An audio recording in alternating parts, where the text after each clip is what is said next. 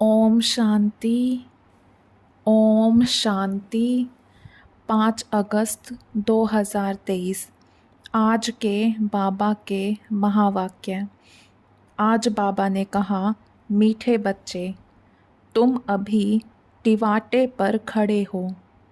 एक तरफ है दुख धाम, दूसरी तरफ है शांति धाम और तीसरी तरफ है सुख धाम। अब जज करो, हमें किधर जाना है। प्रश्न, किस निश्चय के आधार पर तुम बच्चे सदा हर्षित रह सकते हो। उत्तर, सबसे पहला निश्चय चाहिए कि हम किसके बने हैं।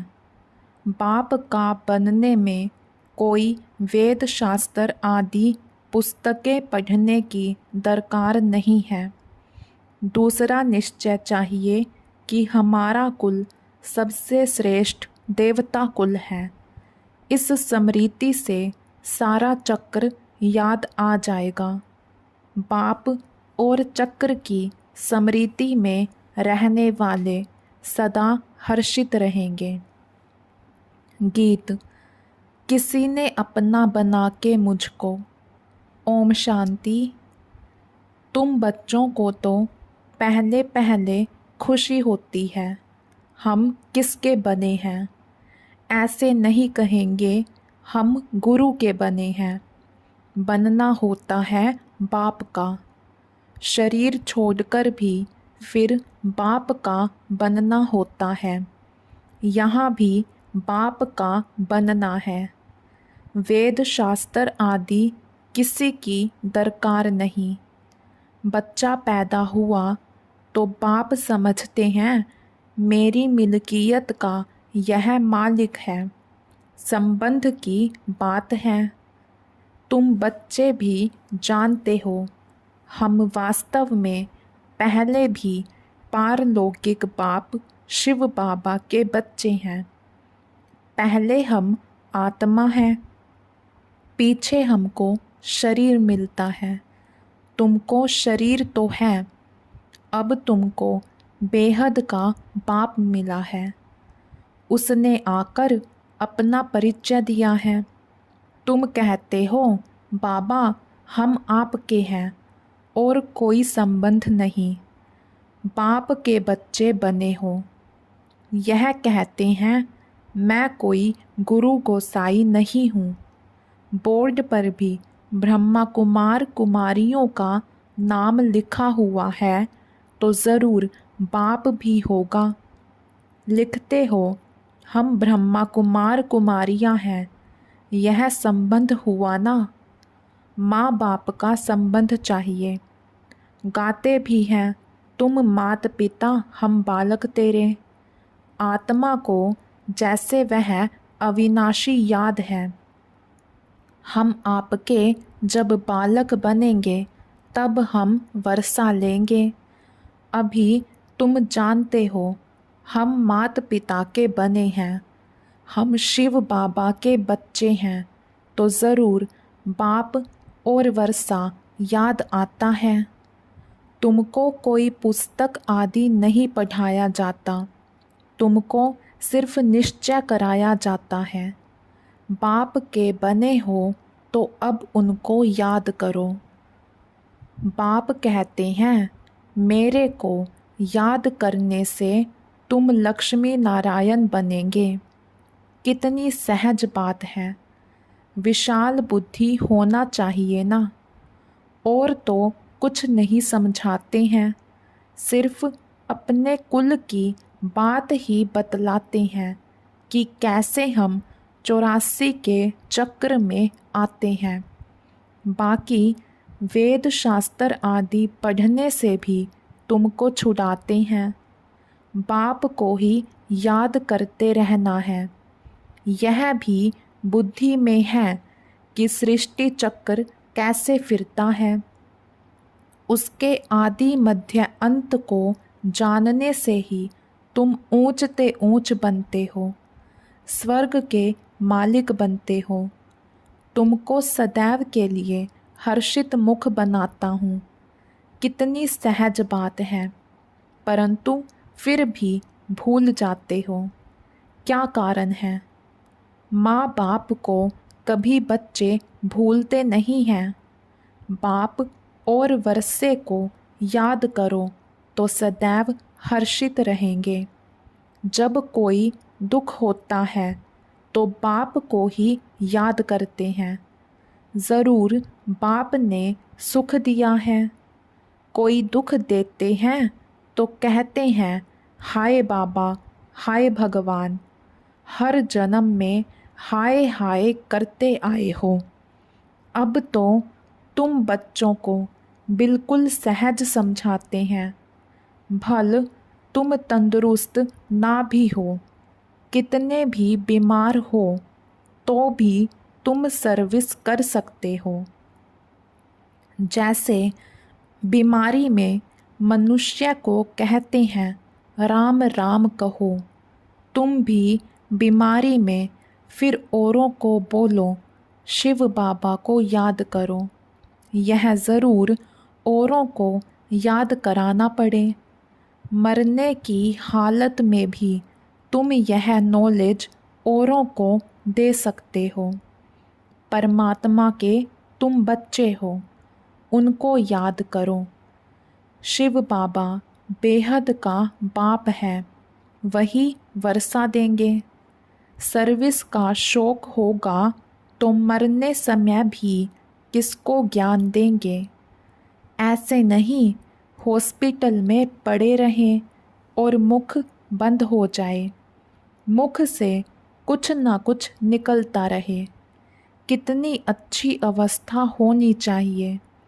बीमारी में भी बहुत सर्विस कर सकते हो। मित्र संबंधी आएंगे, उनको भी कहेंगे परमात्मा को याद करो, वही सबका रखवाला है।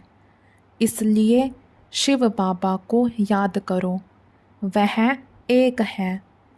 वर्षा भी सबको एक से मिलता है। लौकिक संबंध में वर्षा मेल को मिलता है। कन्या है ही 100 ब्राह्मणों से उत्तम। पवित्र को दान दिया जाता है। तुम कन्याएं सबसे पवित्र हो, इसलिए कहते हैं हम कन्या को दान देते हैं। वह बड़ा दान समझते हैं। वास्तव में वह कोई दान होता नहीं। दान तो अभी तुम करते हो। कहते हो हम अपनी कन्या शिव बाबा को देते हैं स्वर्ग की महारानी बनने के लिए। परंतु कन्या भी ऐसी अच्छी पढ़ी लिखी हो, अपने दैवी कुल की हो, जो समझाने से झट समझ जाए। सर्विस एबल चाहिए। छोटे बच्चों को तो नहीं संभालना है, कोई को भी समझाना बड़ा सहज है कि शिव बाबा तुम्हारा बेहद का बाप है। चित्र सामने है। देखो, यह ऐसा सतयुग का वर्षा पा रहे हैं। इन लक्ष्मी नारायण को वर्षा कहाँ से मिला? कितनी सहज बात है। इसलिए बाबा बड़े चित्र भी बनवा रहे हैं। अभी यह नाटक पूरा होता है। हमने 84 जन्मों का पार्ट बजाया। अब वापिस बाबा के पास जाते हैं, फिर नई दुनिया में आएंगे। हमारा बाबा नई दुनिया का रचयिता है, उसका हमको मालिक बनाते हैं। आपको भी तरीका बतलाते हैं कि बेहद बाप से सदा सुख का वर्षा तुमको कैसे मिलेगा। एक तो समझाओ, मैं आत्मा हूँ, मैं आत्मा खाती हूँ, मैं आत्मा चलती हूँ। यह बड़ी अच्छी प्रैक्टिस चाहिए। देह अभिमान टूट जाए। देह अभिमानी को लौकिक संबंध याद आएंगे। देही अभिमानी को पारलौकिक बाप ही याद पड़ेगा। उठते बैठते चलते यह बुद्धि में रखना है, मैं आत्मा हूँ। बाप की मत पर चलना है। शिव बाबा मत दे रहे हैं, अपने को आत्मा समझो, मेहनत करनी है।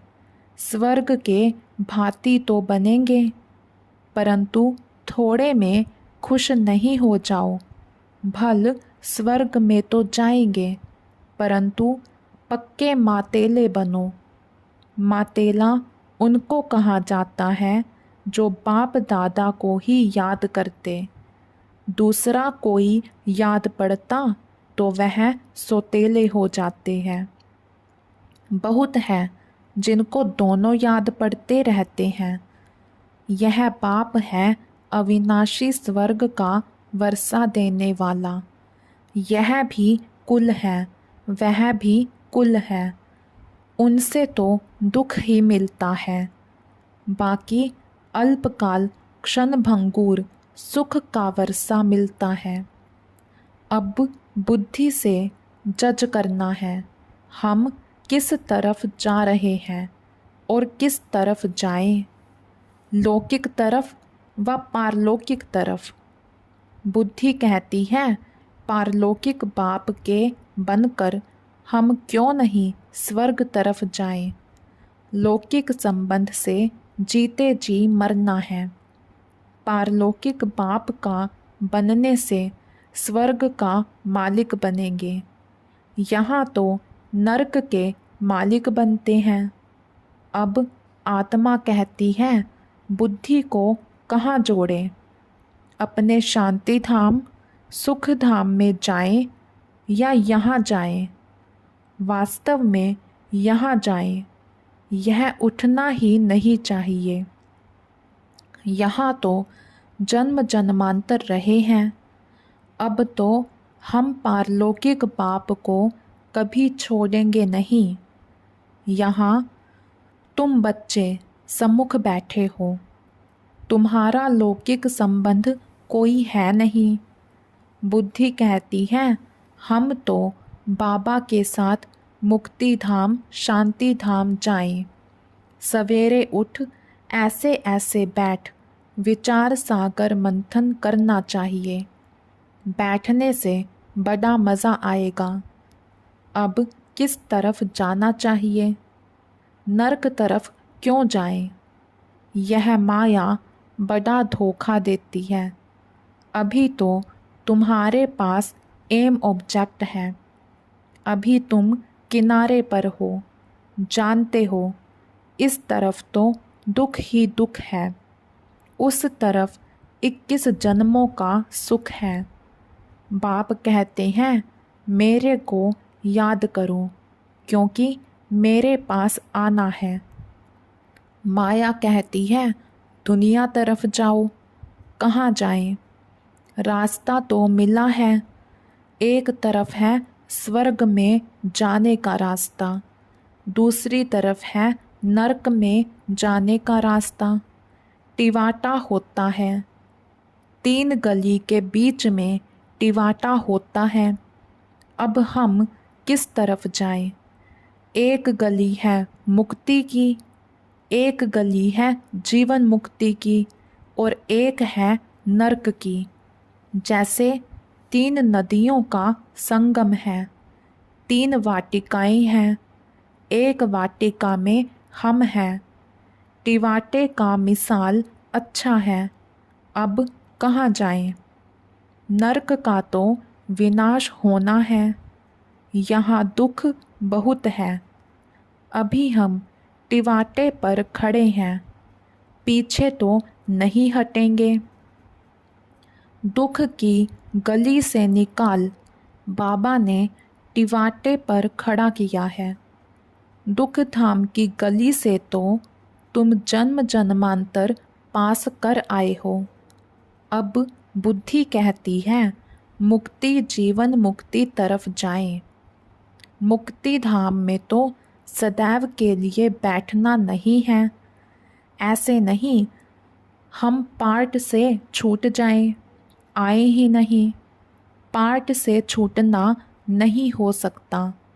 ड्रामा अनुसार आएंगे ज़रूर, तो फिर मच्छरों सदृश यह मरेंगे। इतना दुख देखा है तो फिर इतना सुख भी देखना चाहिए। ड्रामा में बाबा ने वजन ठीक रखा है।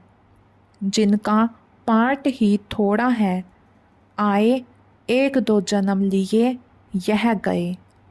अभी तुम टिवाटे पर खड़े हो, वह शांति धाम, वह सुख धाम।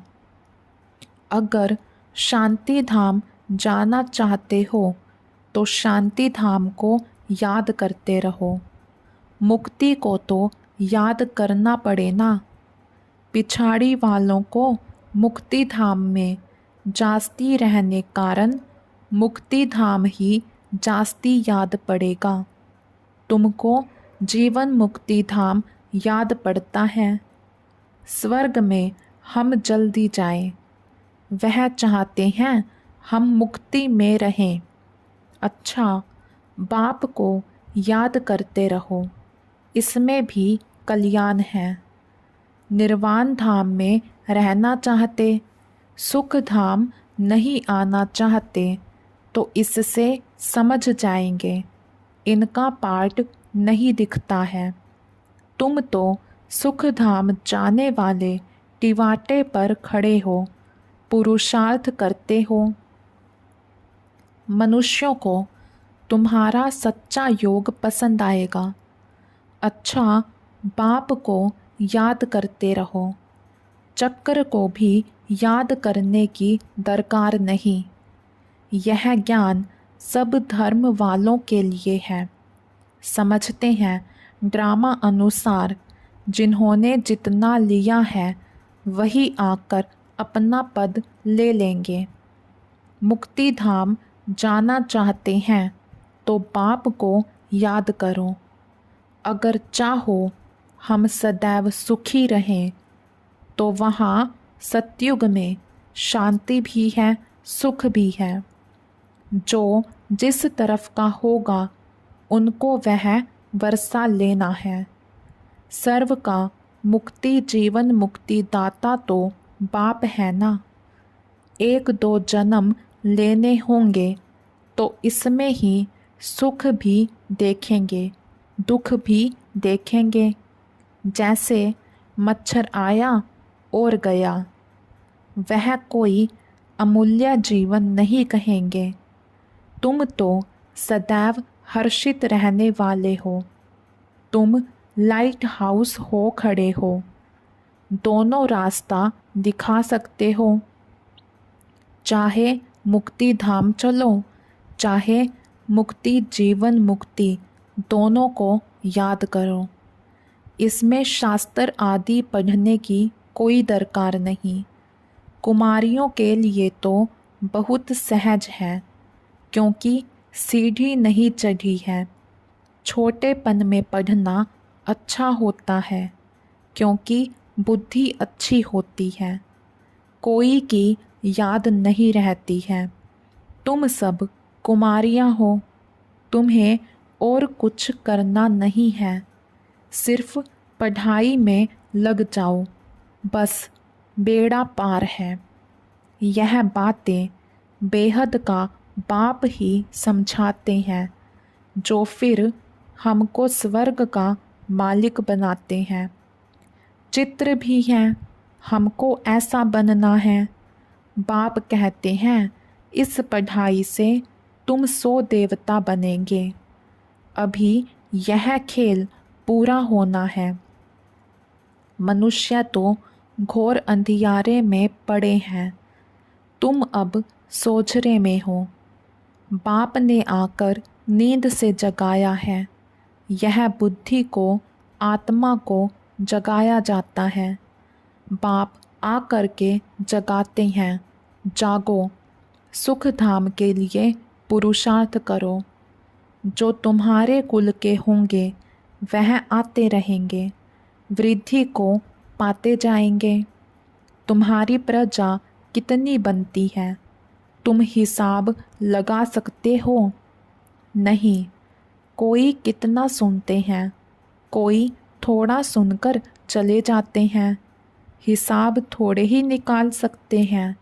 बड़ी माला, छोटी माला, साहूकार, प्रजा कैसे बनती है, कौन बनते हैं, वह सब बुद्धि में है। मुख्य सूर्यवंशी महाराजा महारानी कौन बनेंगे, फिर चंद्रवंशी कौन बनेंगे, कितनी प्रजा बनना है, सब बातें तुमको यहाँ बतलाई जाती हैं। सारे झाड़ अथवा सभी धर्मों के चक्र के बीच से कैसे टाल टालियाँ, पत्ते आदि निकलते हैं, अभी भी पत्ते निकलते रहते हैं। वहाँ निराकारी दुनिया एकदम खाली हो जाएगी, फिर विनाश होना चाहिए। बड़ी लड़ाई में करोड़ों मरे होंगे अनगिनत, यहाँ तो कितने खल्लास होंगे। बाकी थोड़े सतयुग में आकर राज्य करेंगे। अभी तो कितने मनुष्य हैं, अन्न ही इतना नहीं। तुम बच्चे जानते हो, बाबा आते ही हैं संगम पर। बाप समझाते हैं, बच्चे शरीर निर्वाह अर्थ कर्म तो करना ही है। हर बात में राय पूछते जाओ, हर एक का हिसाब किताब अपना अपना है। श्रीमत अविनाशी सर्जन से लेते जाओ, सबको अपनी अपनी दवाई बताएंगे। समझाया जाता है, यह दुनिया खल्लास हुई पड़ी है। अब बाप को याद करो तो बेड़ा पार हो जाएगा। बाप आए ही हैं नरक का विनाश कर स्वर्ग की स्थापना करने। हम आपको भी राय देते हैं, श्री श्री से मिली हुई श्रीमत हम आपको भी देते हैं। बाप कहते हैं, मुझे याद करो तो तुम स्वर्ग के मालिक बनेंगे। अच्छा, मीठे मीठे सिकिलधे बच्चों प्रति माता पिता बाप दादा का याद प्यार और गुड मॉर्निंग। रूहानी बाप की रूहानी बच्चों को नमस्ते। धारणा के लिए मुख्य सार, सर्विस का शौक रखना है। बीमारी में भी बाप की याद में रहना है और दूसरों को भी याद दिलाना है। मुख से ज्ञान दान करते रहना है। पक्का मातेल्या बनना है, अर्थात एक बाप की ही याद में रहना है। सवेरे सवेरे उठ विचार सागर मंथन करना है, दूसरा कोई भी याद ना आए। वरदान, अपनी शुभ और शक्तिशाली भावनाओं द्वारा विश्व परिवर्तन करने वाले विश्व कल्याणकारी भव। आप बच्चों के मन में सदा यही शुभ भावना है कि सर्व का कल्याण हो, हर आत्मा अनेक जन्म सुखी हो जाए, प्राप्तियों से संपन्न हो जाए। आपकी इस शुभ और शक्तिशाली भावना का फल विश्व की आत्माओं को परिवर्तन कर रहा है। आगे चल प्रकृति सहित परिवर्तन हो जाएगा, क्योंकि आप संगम युगी श्रेष्ठ आत्माओं को ड्रामा अनुसार प्रत्यक्ष फल प्राप्त होने का वरदान है। इसलिए जो भी आत्माएं आपके संबंध संपर्क में आती हैं, वह उसी समय शांति व स्नेह के फल की अनुभूति करती हैं। स्लोगन, त्रिकालदर्शी स्थिति में स्थित रहकर निर्णय करो तो हर कर्म में सफलता प्राप्त होगी। अच्छा, ओम शांति।